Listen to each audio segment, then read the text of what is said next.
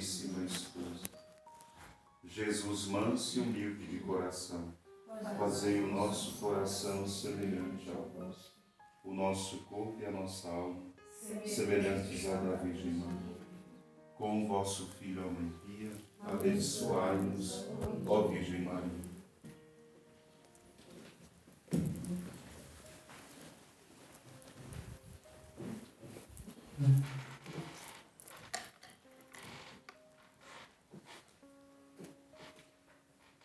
Este é o esplendor da glória do Pai, a expressão do seu ser. Ele sustenta o universo com o poder de sua palavra. E o Verbo se fez carne e habitou entre nós.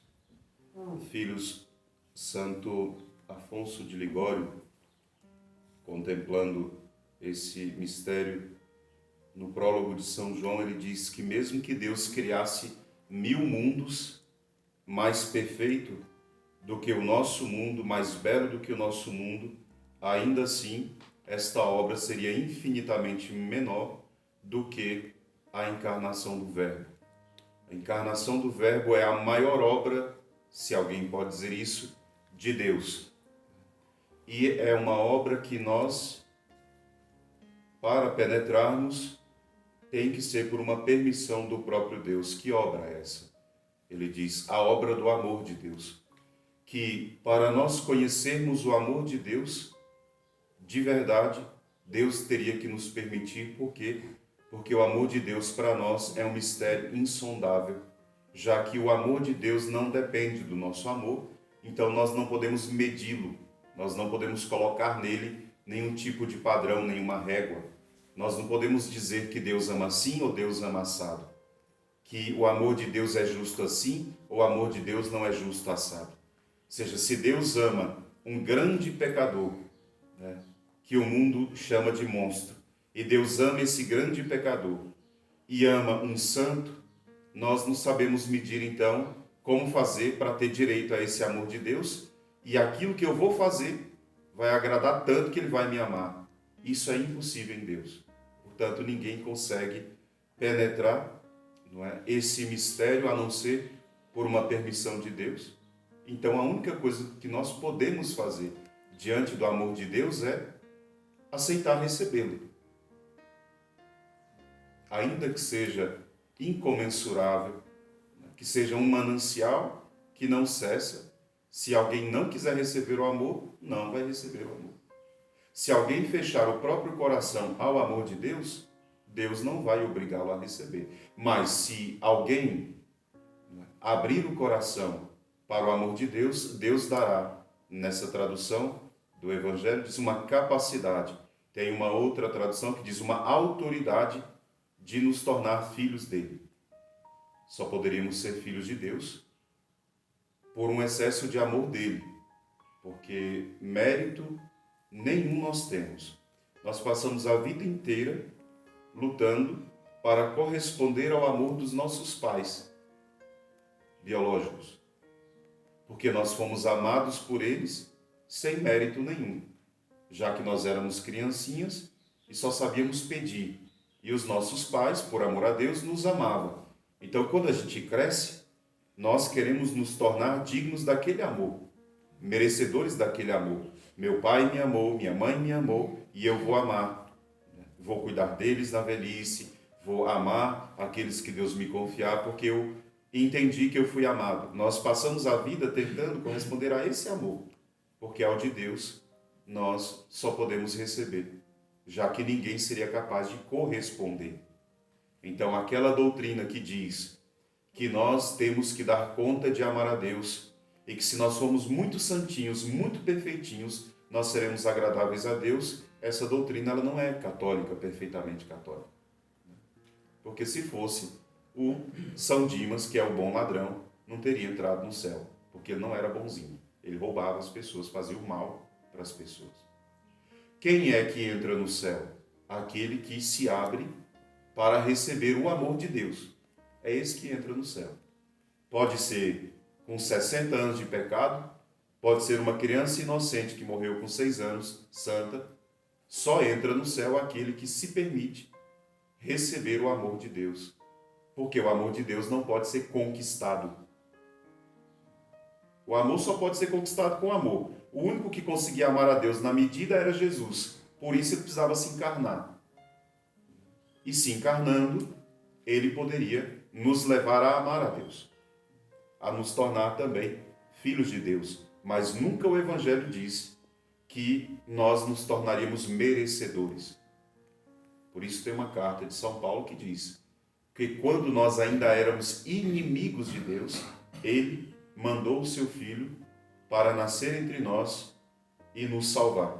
Portanto, para a realização dessa obra da encarnação do Verbo, foi utilizada toda, Santo Afonso diz, toda a onipotência, toda a sabedoria infinita de Deus para fazer com que a natureza humana se unisse a uma pessoa divina e uma pessoa divina se humilhasse e coubesse dentro de uma pessoa humana, ou seja, fizesse em tudo semelhante ao homem, exceto o pecado, porque o pecado não foi criado para o homem, o pecado não foi criado por Deus.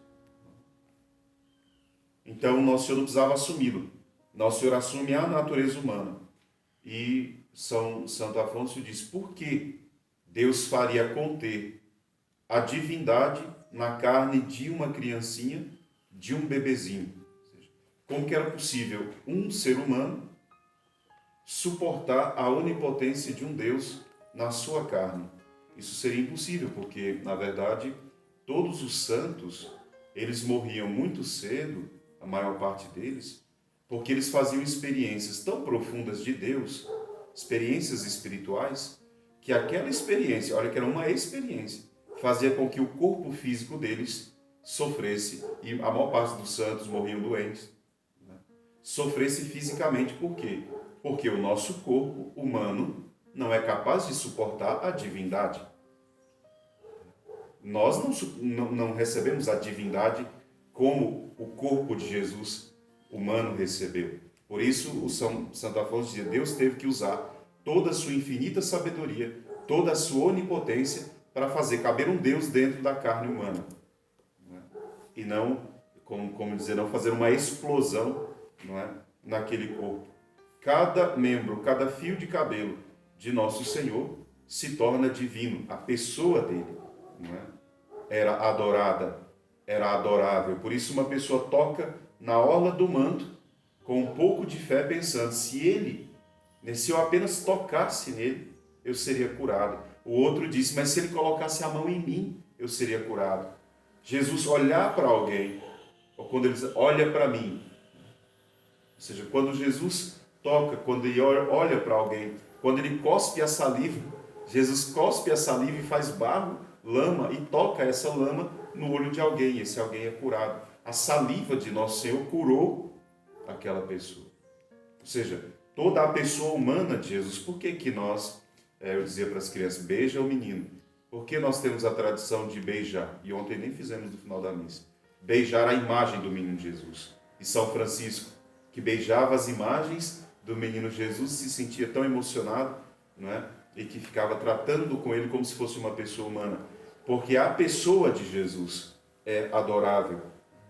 E Santo Afonso diz, e por que tudo isso? Por que ele quis fazer tudo isso? Então ele responde, diz, por causa do amor por nós, que somos ingratos e rebeldes, e incapazes de sofrer a mínima coisa por ele. Então, Deus nos amou até o infinito, para que nós pudéssemos, recebendo esse amor, gozar da eternidade. Nós sequer conseguimos sofrer um pouquinho por esse amor. E ainda assim, ele sabia. Nosso Senhor, ele sabia que nós não amaríamos. Quando ele se encarnou, por obediência ao Pai, o Pai também sabia que muitos o rejeitariam. A palavra do Evangelho de hoje diz, a palavra estava no mundo, mas o mundo não a reconheceu. Ele veio para os que eram seus, e os seus não o acolheram. Se fosse por causa do mérito, então, nós diríamos Jesus não deveria ter se encarnado. Por quê? Porque ele está todo disposto a dar o amor, nós precisamos do amor e buscamos o amor em outro lugar. Os filhos buscam amor nos seus pais, achando que os pais são tudo. Os pais buscam amor no esposo ou na esposa, achando que esse amor é tudo. As famílias buscam no dinheiro sustento, achando que o dinheiro é tudo.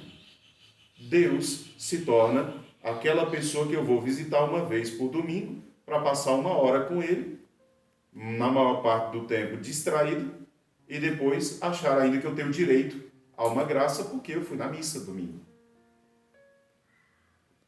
Então nós vamos tratando Deus com tanto desprezo, com tanto desamor, e ainda assim isso não atrapalha, não impede o amor dele de se dar àqueles que querem recebê-lo. Então o que tem aumentado no mundo é o desprezo por Deus. Não é que tem diminuído o amor de Deus no mundo. O amor de Deus tem diminuído, porque o desprezo do homem tem aumentado. Porque se nós abríssemos o coração para Deus, ele poderia derramar, não é, esse manancial de graças, diz Santo Afonso. Por isso, Jesus é chamado na Sagrada Escritura de mais belo Filho do homem, o sublime mistério do amor de Deus, como diz São Paulo, por nós, porque nós não saberíamos responder aquilo que eu falei na missa de ontem, que está no Salmo. Por que Deus se ocupa tanto assim do ser humano? Por que Deus se preocupa tanto conosco? Se nós não merecemos o amor dele e não fazemos muito para merecê-lo, por que Deus ainda ama tanto assim? Porque ele só pode isso.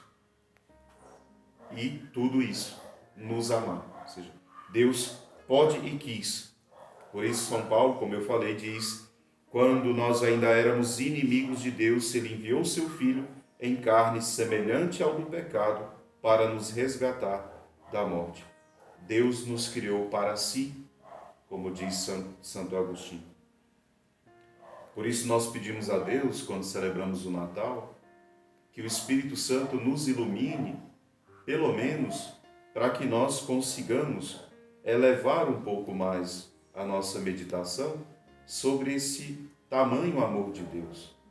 Porque quando a gente vê nos países da Europa, por exemplo, eles discutindo a necessidade de tirar essa celebração do Natal do calendário litúrgico, porque essa celebração chamada Natal é muito cristã. Então é preciso tirar isso, porque o mundo não é cristão, eles dizem. O mundo não é só cristão, como diz o Evangelho de hoje. Foi feito por ele, e nada daquilo que foi feito sem ele. Ele é o autor de todas as coisas, ele é o consumador de todas as coisas, tudo foi feito por ele, por meio dele e para ele, e nós estamos querendo beirar a último desprezo, não é? Que é a negação da existência a partir de Deus. Aonde nós chegaríamos? Por isso, nosso Senhor precisa nos iluminar para que nós meditemos um pouco mais sobre o que vem a ser esse amor de Deus. E uma vez que nosso Senhor se encarnou e uniu a natureza humana, né, a alma, ao corpo de Jesus, todas as ações dele, como eu disse, se tornaram divinas. Então, a voz, o olhar, o caminhar de Jesus, cidades onde ele passa, em tudo nosso Senhor podia nos fazer um bem. Isso tudo para o nosso bem. E ao mesmo tempo que Jesus faz isso, ele também nos revela algo da nossa humanidade. Que depois São Paulo e os outros santos vão dizer que o nosso corpo se tornou, desde então, um templo para o Espírito Santo. Então o nosso corpo deve ser tratado com dignidade por causa do corpo de Jesus. Eu falo, por que a virtude da modéstia? Por causa do corpo de Jesus. Por que um cristão trata com asseio, com limpeza, com decência, com cuidado, não imprime tatuagens, piercings, coisas no seu corpo? Por causa do corpo de Jesus. É por causa do corpo dele que eu cuido do meu. Porque o meu corpo só se tornou digno por causa do corpo dele. As culturas pagãs não conhecem isso. As culturas pagãs, elas mutilavam o próprio corpo, cortavam, não é? Mutilavam as meninas, faziam inserções no corpo. E a Sagrada Escritura sempre condenou isso. Por que o cristão traz o corpo limpo, bem ordenado? Porque este corpo aqui foi dignificado pelo corpo de Cristo. Quando eu cuido do meu corpo, eu estou cuidando desta graça que eu recebi. Depois nosso Senhor se faz homem e se sujeita a todas as misérias humanas. Nosso Senhor se sujeita, por exemplo, a sofrer, a padecer fome, frio, sede, a dor. Saibam que existiram heresias no início da igreja que diziam, não, ele não pode ter sentido dor, ele é Deus, ele não pode ter sentido dor. Fome, ele não sentiu fome. Frio, ele não pode ter passado frio, porque ele é Deus. A Igreja Católica diz, não, ele passou, porque ele é 100% Deus, mas ele é 100% homem. E ele quis viver tudo o que o homem poderia viver. Ele foi tentado lá no deserto, ele passou fome. Tanto é que o Evangelho diz, quando ele sentiu fome, o demônio veio tentá-lo. Mas ele não precisava sentir fome, ele é Deus. Mas ele quis sentir tudo isso. Ele quis ter sono, quis ter febre, quando lá prenderam e depois de esbofeteá-lo, depois de passar a sede a noite inteira, Jesus vai para a cruz com febre, com espasmos de dor. Ele sofreu tudo. Lágrimas, nosso Senhor sofreu tudo. E Santo Afonso continua dizendo por que ele fez isso. Por nosso amor. Foi por causa de nós que ele fez isso. Para que em nada nós disséssemos, Deus não me conhece. Deus não só me conhece, como Deus compartilhou comigo todos os meus sofrimentos. Alguém diz, Frei, eu estou com a minha cabeça a mil. Os meus pensamentos me atormentam. Os meus pensamentos me angustiam. Jesus não deve saber como é que é isso. Vão me deixar doido. O que Jesus sofreu no Horto das Oliveiras foi o quê? O tormento mental de Jesus no Horto das Oliveiras, ele diz, foi o meu maior sofrimento. O maior sofrimento. Porque o demônio colocava tudo na mente de Jesus. A culpa foi sua. A morte das crianças foi sua. A culpa é sua que você está nessa situação. O povo, todo mundo vai te desprezar. Quem te amou vai te trair. Quem você cuidou vai te abandonar. Você não vai ter ninguém aos pés da cruz. Seu pai te abandonou. E Jesus vai sofrendo tudo aquilo ao ponto de suar sangue.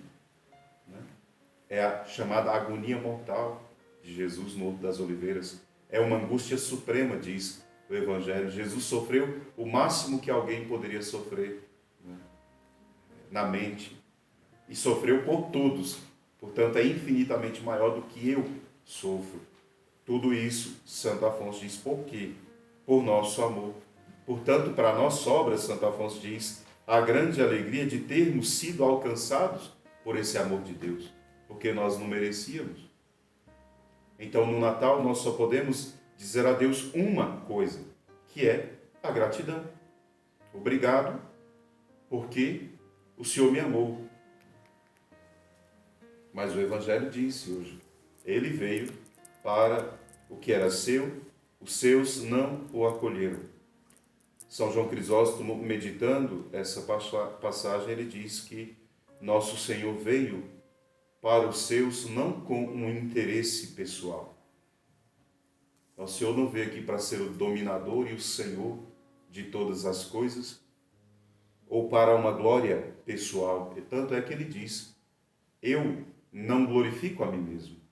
Quem me glorifica é o Pai que me enviou. Ele não veio para si, mas São João Crisóstomo diz, ele veio para nos abrir e cobrir a humanidade de bênçãos E nosso Senhor não quis, ele diz, atrair ninguém pela força. Então, ainda que Deus nos ame como nos ama, ele veio para atrair, persuadindo, ele diz, com o seu amor e com suas bênçãos. Então, com o seu amor e as suas bênçãos, Deus vai nos atraindo para si, nos atraindo. Pensem na nossa vida, quanto tempo Deus tem que nos esperar. Precisando do amor dele, e ele pronto a dar tudo, e tendo que nos esperar. Porque nós vamos como perdidos no mundo, desorientados, procurando o amor, e o amor está nele. Deus poderia se cansar, os santos dizem, mas não. Ele sempre estará lá, com um olhar amoroso, pronto a me acolher como Pai misericordioso, pronto a me acolher. É o filho que pensa assim, eu quero ser digno do meu pai. Então eu vou chegar lá e dizer, pai, eu pequei contra o céu, contra ti, não mereço ser teu filho, me trata pelo menos como um empregado, porque o empregado tem comida com dignidade. É o filho que pensa assim, o pai não pensa isso. Quando o filho chega diante do pai, o pai é que vai até ele. E o filho diz, pai, eu pequei contra o céu e contra ti, não mereço ser chamado do seu filho. Faz todo o discurso. Quem tem vergonha de ter pecado, faz todo aquele discurso de arrependimento. O pai nem quer saber disso, não responde nada para o filho e diz para o empregado, vai, traz o anel, traz o manto, traz a sandália, meu filho, dá um banho nele, meu filho estava perdido, foi encontrado, vamos fazer uma festa, vamos aqui comemorar. É o filho que fica com vergonha do pai. O pai não deixou de amar o filho, porque o filho pegou todos os bens do pai e jogou fora e gastou no lixo. Deus está pronto a nos amar todas as vezes que nós quisermos esse amor. Mas quando nós não quisermos, ele não nos dará. Quando nós buscarmos em outra fonte, ele permanecerá lá, jorrando para aqueles que querem. Por isso, na carta de São João hoje, nós lemos, a todos os que o receberam, deu-lhes a capacidade de se tornarem filhos de Deus. E São João Crisóstomo diz, não importa que tipo de filho, grego, escravo, livre, pobre, rico, iletrado, homem, mulher, criança, não importa qual, todos se tornaram dignos da mesma honra, serem filhos de Deus se o acolherem. Por isso, no Natal, nós pedimos que nosso Senhor renasça no nosso coração. Nós queremos acolhê-lo. Que o nosso coração, pobre como a manjedoura, o acolha. Nós não temos um palácio de rei. Nós somos o que somos diante de Deus. Por isso, São Bernardo de Claraval, diante dessa extraordinária bondade de Deus, meditando no mistério da encarnação, ele diz, esta é a graça mais sublime, que nunca os homens poderiam ter imaginado. Nunca o homem imaginou que o Verbo se fizesse carne. Os homens esperavam o Messias, um homem iluminado, mas não Deus humanado, não Deus encarnado. Por isso muitos não reconheceram Jesus, porque eles estavam esperando o Messias. E o Messias era um homem poderoso. Jesus não era só um homem poderoso, um profeta, ele era Deus. Aqueles que reconheceram a divindade de Jesus receberam tudo, olha os apóstolos. Apesar disso, o São Bernardo diz, o homem, vendo um Deus tão humilhado, ficam tão orgulhosos que nem sabem sofrer por esse amor. Ou se acham dignos dele, ou acham que não precisam dele. É assim que o ser humano tem vivido hoje. Ou ele acha que ele é digno do amor de Deus e Deus tem que fazer por mim. Então está aí as pessoas indo para as igrejas cobrando graças de Deus. Mas eu ajudei, eu paguei o meu dízimo, por que o senhor não me ajuda? Frei, eu não peco, eu não faço coisa errada. E só acontece coisa ruim comigo. Eu acho que Deus não me ama. Você quer ter direito. Porque se é bonzinho, Deus tem que te amar. Deus não nos ama porque nós somos bonzinhos. Deus nos ama porque nós aceitamos o amor dele. Só isso. A nossa luta é para matar o orgulho e dizer para nós, eu preciso do amor de Deus. O mundo está cada vez mais orgulhoso e rejeitando esse amor de Deus. Claro, quem rejeita o amor, não sobra nada. porque o amor é tudo. Por isso nós voltamos a dizer, os que o receberam, o Evangelho diz, esses puderam se tornar filhos de Deus. Para nós, a luta é conservar, com esse esforço do amor, para manter impressa na nossa alma este sinal indelével do nosso batismo. Eu sou filho de Deus, sou um filho amado. Reconhecer isso diante de si quando passa por provações. Já que eu estou vivendo sozinho, estou sofrendo sozinho. Não, eu sou um filho amado por Deus, Ele está comigo. Termino, São João nos ensina que esta sublime graça só pode ser dada aos que a desejam. Por isso a fé cristã é uma fé por livre adesão, diferente de todas as outras religiões. Tem religião que a fé é imposta por medo, a pessoa tem medo. Eu estou com medo de ir para o inferno, por isso eu vou amar a Deus. Saiba, vai para o inferno.